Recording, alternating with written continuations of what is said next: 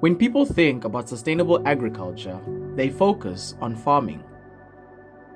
They look at how crops are grown, how animals are raised, but this misses a critical point. Food does not directly go from farmers to consumers. It moves through a supply chain. It first goes through processing, then transport, then storage, and finally distribution. And this is where a large part of sustainability is decided. A sustainable farm does not guarantee a sustainable food system.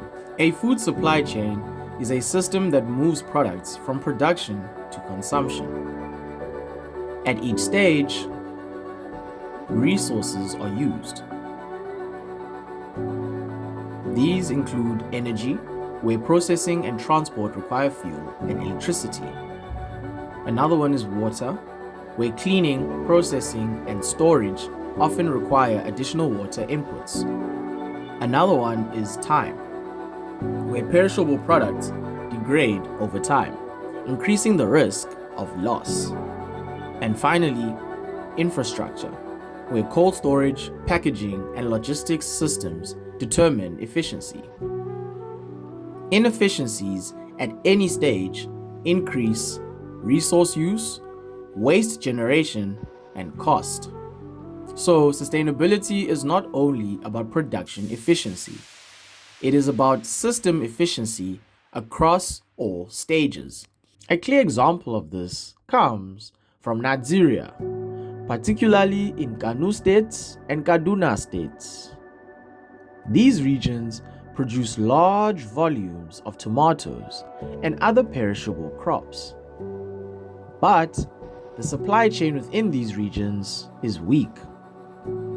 This is due to limited cold storage, poor transport infrastructure, and long distances to markets. The losses that they face are severe.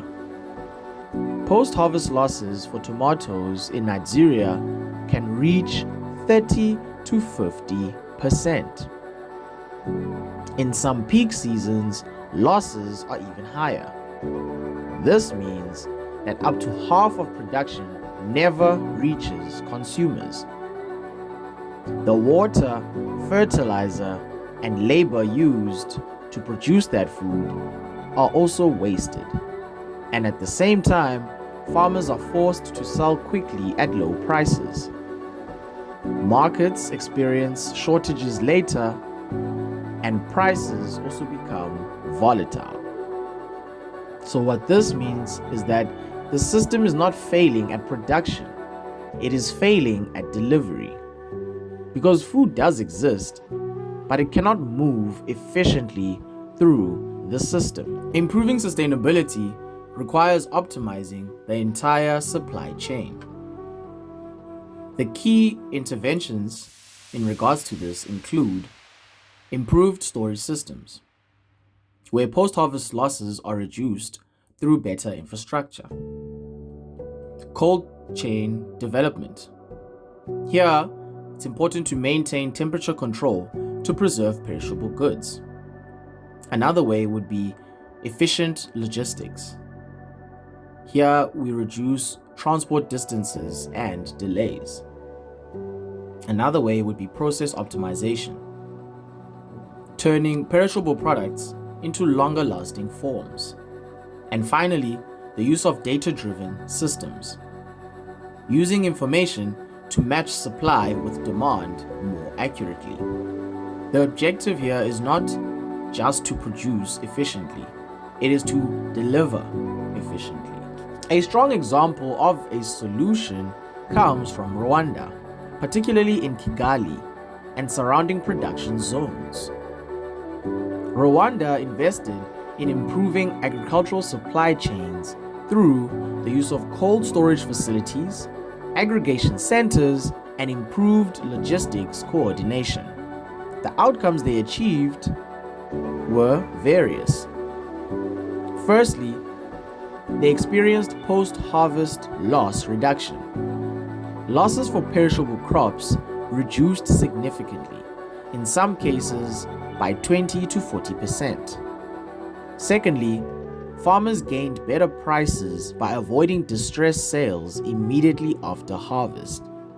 Thirdly, the supply became more consistent, thus reducing price volatility. And finally, more of what is produced actually reaches consumers. And this speaks to improved system efficiency. So to wrap things up, the system improved without increasing production. Instead, it is improved by preserving value, reducing loss, and improving timing. Sustainability in agriculture is often framed as a production challenge, yet it is not. It is a system challenge. If supply chains are inefficient, resources are wasted, costs increase, and food availability decreases. If supply chains are efficient, however, production is fully utilized, value is preserved, and food systems become more stable. The future of sustainable agriculture will not be determined only by how we produce food.